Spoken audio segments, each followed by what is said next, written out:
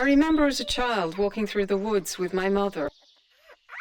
She so loved nature and spoke of it in magical words that stirred something inside of my heart. Through her, I first heard the spirits of the earth talking to me, but I did not understand what they were saying. I walked over 4 continents. I felt the earth's heartbeat and heard her whispers. With each step, I longed to understand her language. Then one day, in the forests of the Pacific Northwest, an ancient yet familiar voice spoke to me in profound and sacred words. Words from my mother, my ancestors, from the earth herself. They were the words of Chief Seattle. Our bare feet are conscious of the sympathetic touch, for the soil is rich with the life of our kindred. Chief Seattle was a 19th century leader of the Suquamish tribe in what is now the state of Washington. His historic speech of 1854 is considered to be one of the greatest statements ever made concerning the relationship between a people and the earth. Every part of this country is sacred. Every hillside, every valley, every plain and grove, even the rocks, and the very dust under your feet. His words brought me to Port Madison Indian Reservation on the banks of Puget Sound. There I sought out his descendants to see if they follow in his footsteps. My path led me to poet and advocate Aggie Pratt. Good morning. How are you? Very well, thank you. You're welcome to Suquamish Clearwater Casino Resort. I come from a family that has lived here forever, you know. My great-great-grandfather was Salmon Bay Curley. He was a sub-chief under Chief Seattle, and he was one of Chief Seattle's friends. The meaning of his words hasn't changed. It's set down by spirit. It's set down by his vision. It's set down by what he wanted for his people.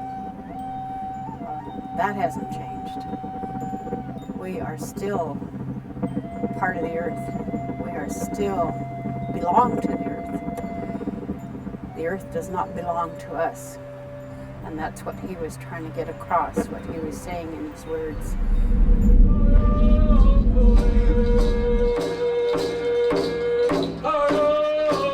We are all connected.